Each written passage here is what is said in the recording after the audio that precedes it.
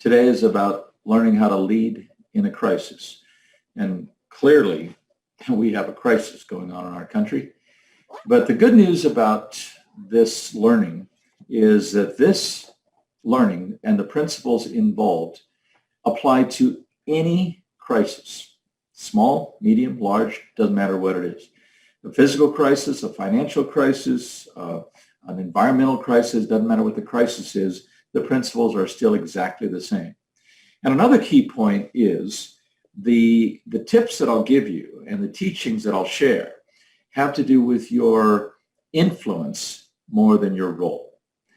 If you are a mother, a father, if you are a leader of anything, if you have influence with anybody, family, church, school, a club, any place where you have influence, the negative things that I'm going to mention apply and the positive things apply. So that's an important foundational understanding. This applies to all crises, no matter the level, and all places of inspiration or involvement or influence. The only other thing I will mention is that some crises don't have as much impact. So the impact of the negative issues and or the need for the positive tips will vary depending on the intensity of the crisis. If you're in a plane crash and you survive and there's other survivors, that's huge. Clearly, this pandemic is huge. So the impact is huge and the tips are dramatically needed and they need to be amplified. If the loss or the crisis is one where the computers go down for 48 hours and you need them, that's still a crisis. And the same things will apply, but they just won't apply with the same amount of intensity. Now, the important thing to note, too, is that you are only as good as your capacity. If you're a great singer and you have laryngitis, you're not able to exercise your talents and your abilities. Capacity and ability affect your ability to lead. And what I'm going to show you are 8 forces that subtly affect us without us even knowing it.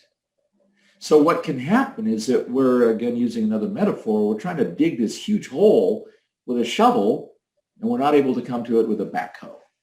And you know that if you try to dig a hole with a shovel, it's going to get frustrating. And if you have to dig the hole quickly because of some reason, then it gets extremely frustrating and people look to you with criticism because you're not digging the hole fast enough. What we need is that big, deep hole to get into to protect ourselves or something, and we can't do it. So sometimes in crisis, we are drained of our capacity because of these forces that I'm going to share with you and don't even know it. So we're coming to the stage to sing, not knowing we have laryngitis. We're digging a hole with a shovel or even a hand trowel, not realizing that we don't have the backhoe that we normally do. So that's the place I want to start. I want to show you how you get affected in a crisis so that you understand how to deal with that so that you can come to the stage with your full voice. So I'll show you first of all the agenda that we're going to do during this time together.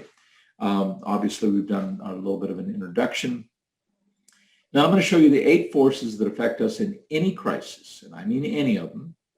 And ironically, working from home can also deplete us. I've seen it happen over and over and over again, and I'll show you why. And I'll show you, therefore, some tips to be able to work at home without it affecting your metaphorical voice. And then we'll go into what to do, how to lead in a crisis. And the first piece will be the importance of leadership style. And then I'll give you specifically 10 tips to deal with it. And then we'll have a Q&A and don't need to give you any special membership offer because you're already a member. Okay. So the first thing is that we're going to be affected by a number of forces. Human beings cannot not be affected by these forces. And the reason they can't be affected is because it's a natural law, a natural law. It's like you cannot not get wet if you're standing in the rain. It's a natural law. You can't not hit the ground if you jump off the roof. It's a natural law. And these 8 points, these 8 things that affect you are things that will affect you if you're human. It's a natural cause and effect. We don't have control over what affects us. We have control over how it affects us. And that's a key point. Viktor Frankl is a sort of an infamous or famous psychologist that was in World War I prison camps. Viktor Frankl studied people, and he found that there were clearly 2 groups of people that were in these prison camps. It was a desperate situation. And there were people that were healthier, happier, lived longer, had less disease than the other batch. So he decided to figure out why. And the theme, the number one and sole theme that was difference between the 2 was this first group believed like they had choice, whereas the second group didn't. The first group, their theme was, the mindset was, I'm in prison, but nobody can take away how I react to this situation. Whereas the second group, they were victims. They felt like they had no choice, even on how they were going to respond to being in prison. So you don't have any choice over these forces that affect you, but you do have a choice of how to treat yourself and perspective on how you're going to deal with these forces that come your way. Now, I'm going to run through these very quickly because the document that you'll get after this, Tanya will send out an email with a variety of resource material, including a larger read on these matters. So I'm going to just walk through them very quickly, and here they are. The first thing is the set point theory. That's the theory that says I'm supposed to be in a certain place, a certain point. We have it applied to our weight loss. We have it applied to golf. You talk to people who golf, they have the same basic figure. No matter if they do a bunch of good holes, they'll mess up on other ones because we end up with the same basic score. And then there is the comfort zone theory. And the comfort zone theory is how you feel in a situation. And crisis bumps you out of where you are set. So you think you should be back a different place. It bumps you out of your comfort zone so you don't feel comfortable. And then you have the systems theory. There's a whole theory on systems, and that's everybody in your environment, everything that you do in your environment. It has a strong inertia to stay the same. In crisis, it can't. So that's going to plague you and stress you because things cannot be the same. Then there's the loss aversion theory. We as human beings are fearful of loss. We avoid risk. But when a crisis comes, we have loss and we can't change that. And then there's the survival theory. And that can be anything: survival of your job, survival of your status, survival of your security. Even in this particular pandemic, survival of your life. And then there's the stress theory. And the stress is something that causes you to be myopic. The more stress you're under, the less opportunities you see for change, for improvement, and then that causes you to be in burnout. Then we have the System 1 cognitive theory. Most people aren't aware of this, and it has to do with the emotional side of our brain. Research has proven that we make decisions on how we feel, even if we think we're making it on how we think. At the core of our being, it's how we feel. And then there's the process of loss theory, which causes us to be angry, which causes us to be sad, and we will react to other people with irritability or just withdrawal because of the loss that we're experiencing, not because they deserve it. And then there's this issue called the arrival fallacy. The arrival fallacy is something that is an interesting and weird juxtaposition of thinking and experience. It's clearly seen in this literal thing that happens with mothers who have babies. When a mother has a baby, many of them experience postpartum depression, postpartum blues. And it's not logical because here we have a new baby, we have a new life, everything should be fine. Why the blues? You can find study after study after study of this shown that is not chosen, and yet it exists. There's also the depression that can occur after a major accomplishment. You get a new car, you achieve something great, you climb the mountain, you do a project and it's stellar. And there's often this letdown afterwards. So that's normal, and a lot of people know about that, but the arrival fallacy is different. The arrival fallacy is when the subconscious mind thinks you've arrived, but it hasn't arrived yet. So if there's a time like right now when things start to be settling in a little bit, things feel a little bit more comfortable, the subconscious mind interprets that as everything's okay.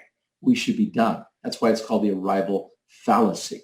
So when the arrival fallacy kicks in, then what happens is that we experience the irritability, the postpartum depression, so to speak. We experience all of that.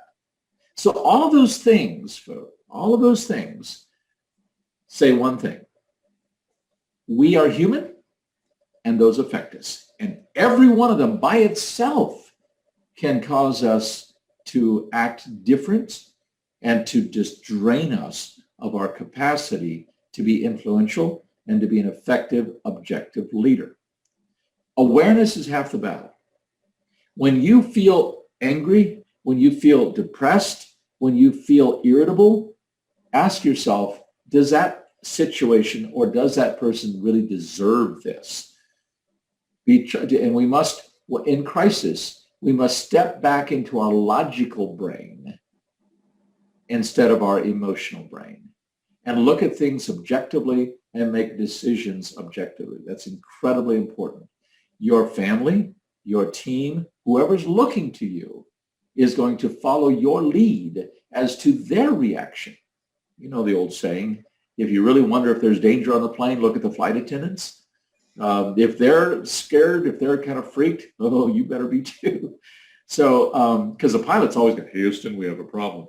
That's what the pilot does because they know how to do what I'm suggesting that we do. They take the moment and not get emotional. When a pilot has a problem in the plane, they are trained over. I've talked to many pilots about this. They have 3 rules in crisis: fly the plane, fly the plane, fly the plane. They have no room for anything else other than staying to the mission of what their job is supposed to do. But when we are just attacked by these 8 forces and the arrival fallacy that kicks in there too, then we lose our capacity to do so unless we're aware. Now notice something else. The people that you lead, your family or whoever else you have influence over, they're human too. So they're experiencing all of these impacts. They're experiencing these draining. And they will actually feel more helpless because they're not in your role where you are perceived to have some kind of power to deal with this stuff. So that's your first lesson. That's the first tip, if you will, sort of a super tip, and that is be aware of what's affecting you. Now, notice the implied important remedy. You have to take care of you. If you don't take care of you, then you will not be able to take care of other people. You will not be an effective leader. You won't have the capacity. It's just like, again, using the plane analogy, when you fly, the flight attendant says if there's an oxygen mask that drops down and you're flying with somebody who needs help, who do you put it on first? Yourself, and then the other person. You must feed yourself in order to have the strength and the ability to feed somebody else, to help somebody else. Interestingly, when I'm talking to someone who is really, really stressed or overwhelmed by these forces, I'll ask them, what does the flight attendant say when the oxygen masks come down and you're traveling with a child or someone that needs help? Whose face do you put the mask on first? And they almost always say, well, the child. Nope. You cannot take care of somebody else unless you take care of you. You can't keep going by the gas station, driving by because you don't have time to fill up. You will collapse. So those are the forces, unseen, subtle, insidious, that affect us, that keep us from having the capacity to bring the voice to the stage or the backhoe to the hole. And our awareness of them is the first thing that we need to have, and then take care of ourselves. You'll see in the document that you'll get what you got to look for are the symptoms. The symptoms are irritability, lethargy, weariness, desire to escape, some sadness. And I was talking to a manager of a clinic yesterday, and he is normally extremely positive. And he realized that he was coming to work for the last 2 or 3 days with depression. So he did what he had to do. He had to take some mental health days, and he left, and he got in his car, and he drove out into the sunshine and tried to take care of himself. We got to do that. Now, let's say that you're dealing with that, but then you have to end up working from home. Well, let me show you what happens there. Well, let me tell you first, and then I'll show my screen and show you some tips. When you're working from home, the first thing that happens is that you lose your boundaries. When you go to work, you drive to it, you walk in, there's a new place and time. You work, and obviously some of us take our work home, but there's still some kind of a boundary when you leave and you go home. There's a different TV to watch, there's different people to talk to. And even at work, you will tend to take breaks. You'll get up and go get a cup of coffee. You'll go talk to somebody. There's some movement that occurs. Gives a little bit of visual relief, even physical relief. The other thing that happens when people are working from home is that they feel guilty because they don't feel as valuable. And senior leaders I've seen overwhelm their staff because they want to feel valuable. So they're constantly checking in. How you doing? How you doing? Or they're giving them things and sending them things. And so poor John or Jane Doe, poor John or Jane Doe employee is just getting inundated with more emails than normal, more requests than normal, more concern than normal. That's like a nurse going by the patient's room every 5 minutes going, how you doing? How you doing? Everything okay? Everything okay? That would get old, and it doesn't feel supportive after a while. So we lose our boundaries, we lose our perspective, and we lose our ability to be a leader that knows you have value than trying to convince people that you have value. So what do? Well, here are some tips for working from home. First, and you got to choose this. You know, when I told you about the forces that affect you, you don't choose to have them come at you, but you do choose how you're going to react. Same thing here. If you're not aware of these issues that I'm talking about, you'll get sucked into the antithesis of these tips. Won't take any breaks. You'll find your feet swelling because you're sitting there too long. So you got to take regular breaks. That's important. And you got to choose to do it. And you may have to have a reminder. I know personally, I can sit in front of my screen and 4 hours can go by. I didn't even notice it. It feels like 10 minutes. If I don't have something to remind me, if I don't have Joanne that steps in and says, are you drinking your water? Or if I don't have a beeper or something that goes off every hour, I won't take breaks. So we've got to choose to do it and create a system to be able to do it. And then another tip for working from home is to avoid rutitis. What I mean by that is I find that people will sit in the same place all the time, and it just gets, you get stagnant. There's lots of research that shows that your environment affects your ability to engage, affects your ability to think creatively. So vary your routine. Walk around during a phone conversation. If you're working out of a laptop, go outside sometimes. Go to a different room if you have the ability, if your family's not doing it. Get a fresh perspective. Even when you take your break, do some different things, like on purpose, walk around your house and pull 3 weeds. Just 3. Don't get engrossed with pulling weeds. Just say, okay, every hour is going to be my 3-weed puller. Put a picture puzzle on the table and put 3 pieces in every hour and a half or something like that. Then be in control of your pace, place, and perspective. Here's what I mean. Choose the boundaries. So if your laptop is something that you're going to use, then in the space around the laptop, make that be your workspace. Don't make home be your workspace, otherwise it's violated. So you want to compartmentalize your space, your time, and your mental focus. Try to have boundaries around your space, your place, and your perspective. Make a choice. Okay, from this time to this time, I am working at home. And then after that, I am not working at home. I am at home. Be mindful of your team's needs. Don't do a guilt thing. That's what I was referring to earlier, where you're just bombarding them with care and concern questions or more information or projects because you want to make, or even offerings that you have just so that you can feel valuable. That's not appropriate. Otherwise, the team will start feeling overwhelmed by you. They'll even feel like you're micromanaging and maybe even nanomanaging and going a little smaller than micromanaging. And that's inappropriate. It's unfortunate. So based on those two concepts, the 8 forces, which is overwhelming in and of itself, and then the dynamics of working from home, if you end up doing that, it really drains your capacity. So you've got to be aware of that and make some choices. No matter how you feel, you're the leader. You're the power. You're in the chair. You're the leadership role model. Other people will follow you. Here's an example of that. I'm reading a book about Netflix. It's a fascinating book. It's called No Rules, Rules. And it talks about the success story of Netflix and the corporate culture that they created. And there was a time when they eliminated, there's a whole bunch of stuff around this, but they eliminated any vacation policy. You take time off when you want.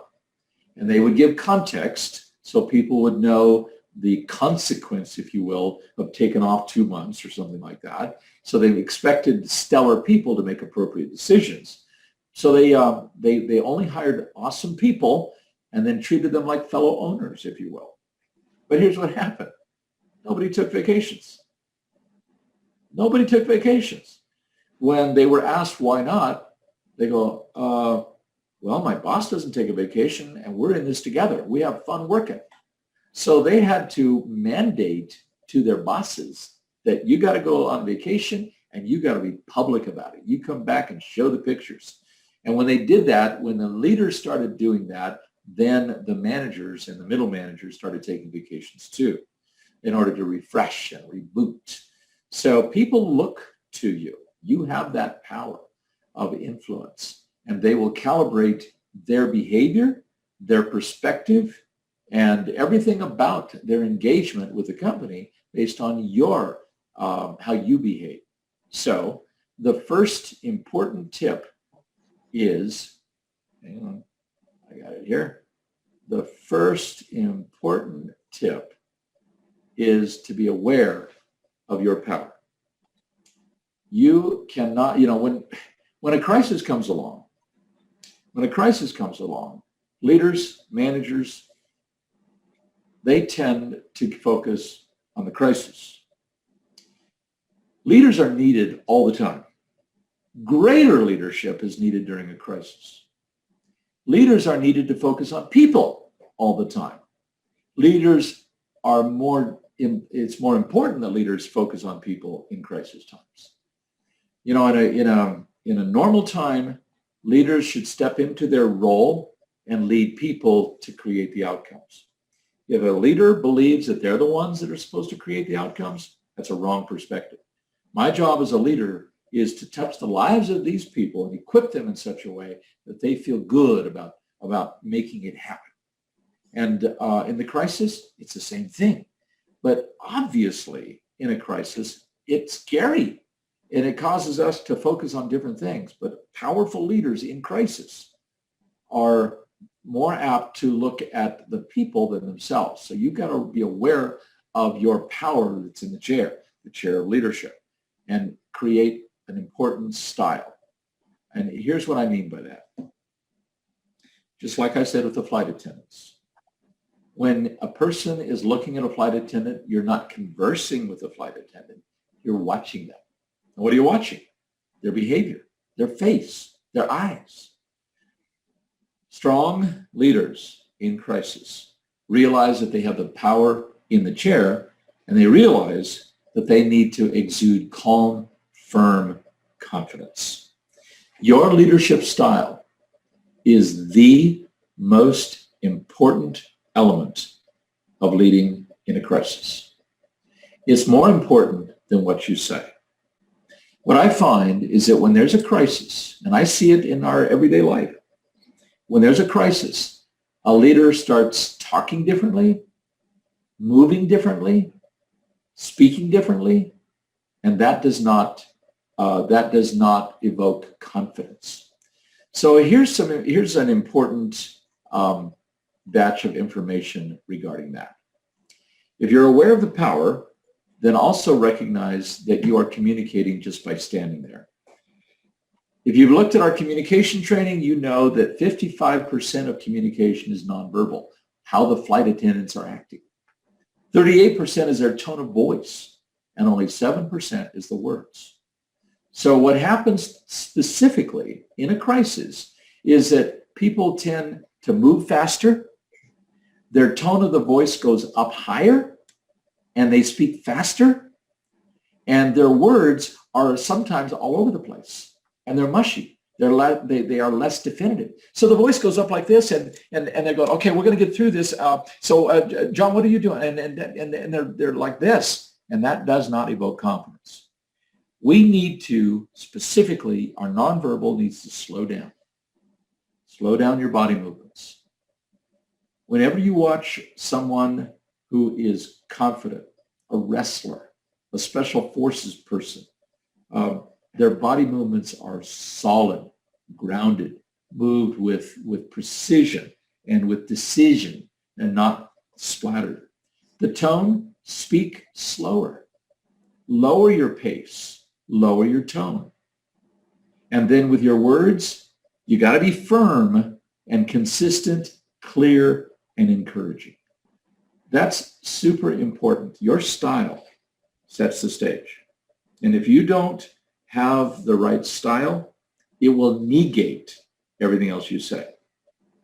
Let me illustrate that. I walk up to my wonderful wife, Joanne, and I say, I love you. How's that for convincing?